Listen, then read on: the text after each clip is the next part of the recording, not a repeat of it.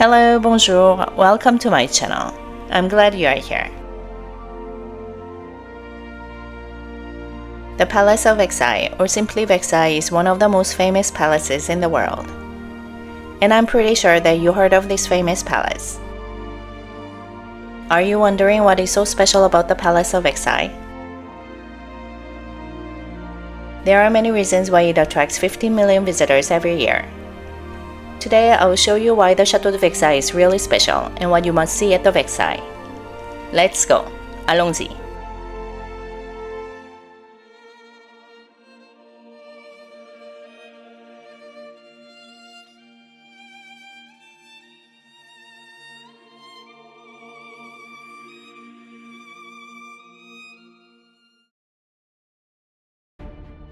The Palace of Versailles is a former royal residence commissioned by King Louis XIV, located in Versailles, about 18 kilometers or 11 miles west of Paris in France. It served as a principal residence of French kings from Louis XIV to Louis XVI, and it became a symbol of absolute monarchy and French power. The Château de Versailles was built as a hunting lodge of Louis XIII in 1623. But his son Louis XIV expanded the chateau into a palace that went through several expansions in phases from 1661 to 1715. In 1682, Louis XIV moved the seat of his court and government to Versailles from the Louvre Palace, making Versailles the de facto capital of France. Versailles became the center of French monarchy, demonstrating the centralization of power under the Sun King.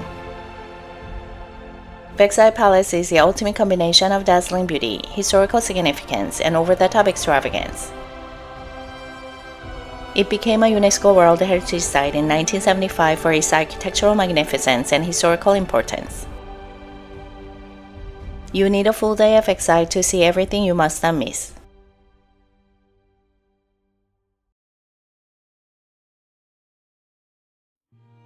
Let's see the chateau first. This grandiose Château de Versailles, or the Palace of Versailles, contains over 2,300 rooms.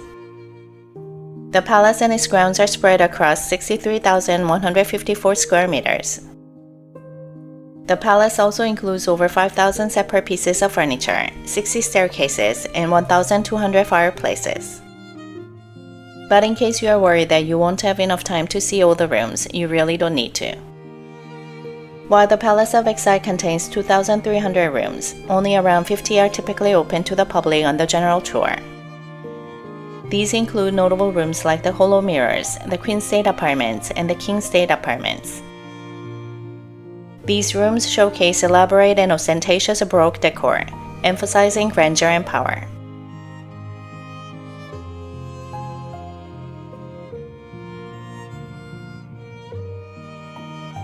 The first space we see is the Royal Chapel. The construction of the fifth Royal Chapel we see today took over 2 decades, with more than 110 sculptors and other artists working on the ornate sculptures, paintings, and ornamentation, and completed in 1710. The chapel is 40 meters high, making it the tallest part of the palace. It features 2 levels like Sainte-Chapelle and other French palace chapels.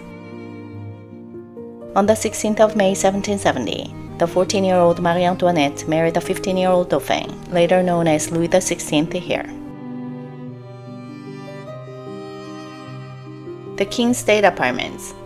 The King's State Apartments are a grand suite of 7 rooms, primarily used for official acts and receptions. The rooms showcase lavish Italian-style decoration admired by Louis XIV, with marble paneling, painted ceilings, and elaborate details. The apartments underwent transformations throughout the reign of Louis XIV, Louis XV, and Louis XVI. Louis XV added a new bedchamber, and Louis XVI used the apartments as his everyday working quarters. The Hall of Mirrors, La Galerie des Glaces in French, is by far the most famous topside inside the Palace of Versailles.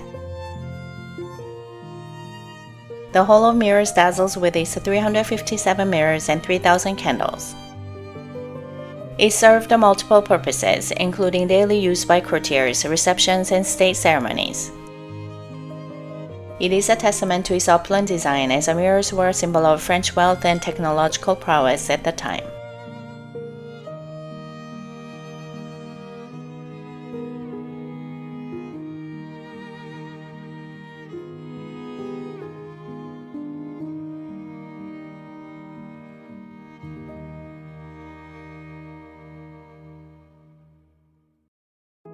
The Queen's State Apartments at Versailles are a series of rooms mirroring the King's State Apartments, designed for the Queen's official and private life.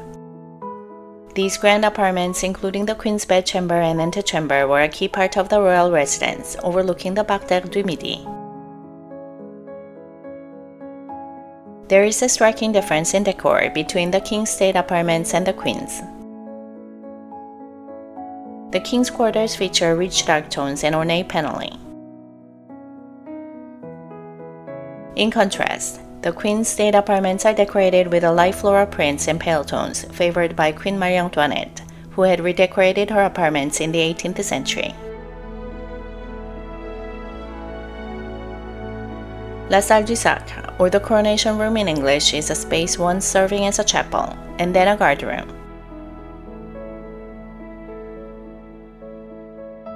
Since 1833, it has been dedicated to celebrating Napoleon Bonaparte's reign. It features two immense paintings by Jacques-Louis David, depicting Napoleon's coronation and the distribution of eagle standards.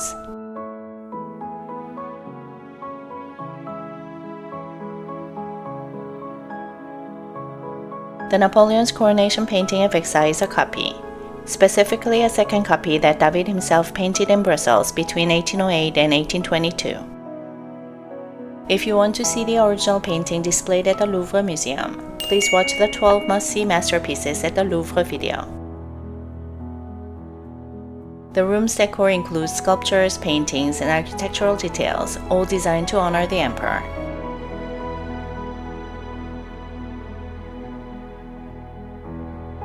La Galerie de Bataille. The Gallery of Battles for French is a long gallery dedicated to depicting French military history. It displays an array of 33 paintings plus busts that span from the Victorian Tolbiac by Clovis in 496 to the Victorian Wagram by Napoleon, 1809.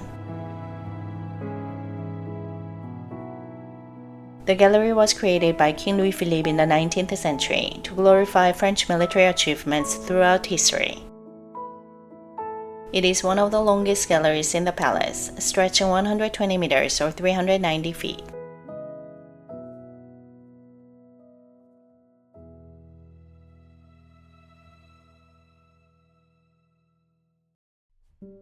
But this splendid palace takes up just one small part of the chateau's immense over 2,000-acre estate.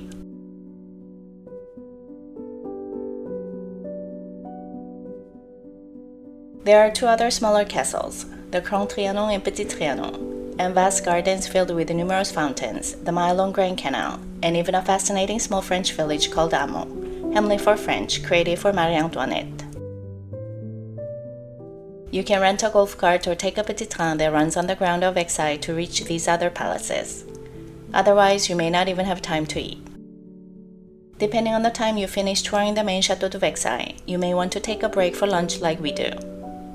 If you wonder, I can tell you that there are multiple sit-down restaurants and self-serving places where you can have lunch. We have lunch at La Flottille, a classic French restaurant. As we walked quite a bit in the morning, a lunch with good food and drink is refreshing.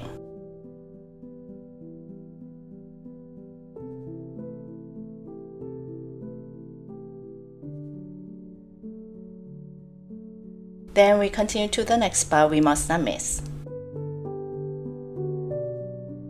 The Grand Trianon was a palace where Louis XIV escaped to when he was tired of the rigid protocols and lack of privacy imposed by court life. So this is a private place for Louis XIV to meet his mistress and close friends.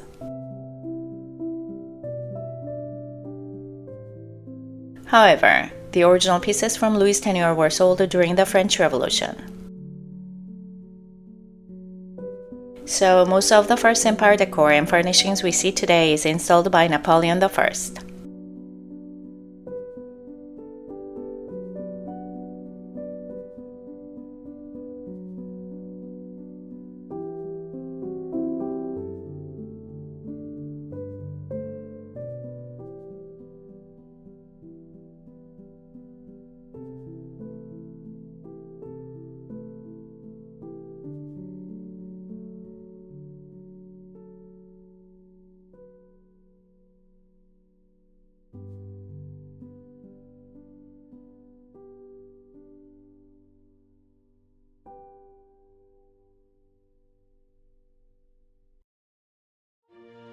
The Petit Trianon Palace and garden were built by Louis XV in 1760. A botanical garden with an arboretum and a small menagerie was a place where Louis XV, a devoted botanist, planted and grew rare plants. However, the Petit Trianon is most closely associated with Marie-Antoinette, who received it and the surrounding gardens as a gift from Louis XVI when he ascended the throne in 1774, when Marie-Antoinette was 19. The Petit Trianon became Marie-Antoinette's refuge. Marie-Antoinette added a small theater nearby as a place to stage her own shows and a Greek-style temple of love. She fled with her husband and their children when the French Revolution broke in July 1789, never to return. If you want to know more about Marie-Antoinette's journey, please watch Marie-Antoinette's journey before and after the French Revolution video.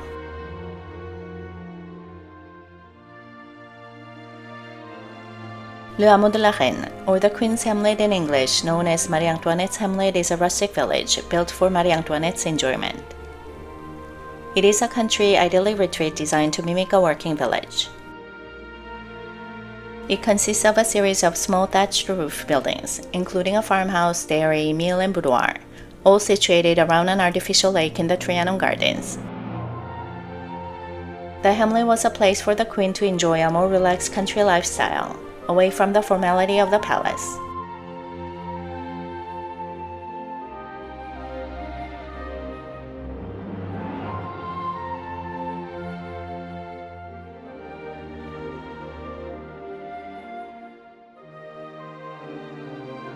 And the Gardens of Versailles.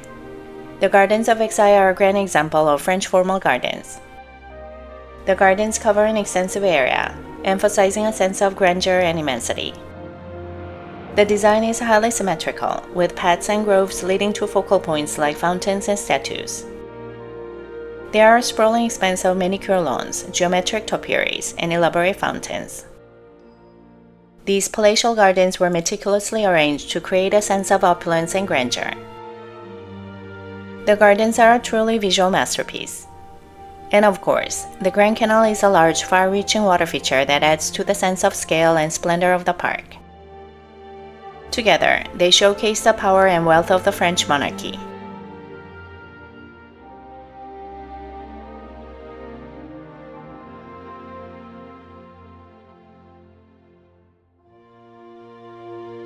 I hope you see why the Palace of Versailles is so special and extraordinary. The chateau's opulent architecture, lavish gardens, and prominent role in history, including the signing of the Treaty of Versailles to officially end World War I, have cemented its status as a world-renowned landmark and a significant cultural and historical site. I hope you have a chance to visit or revisit this unprecedented world heritage. If you have enjoyed it, please do give this video a thumbs up. I really appreciate it. I hope to see you again next week. Please subscribe if you want to see more of my weekly videos. Thanks so much for watching.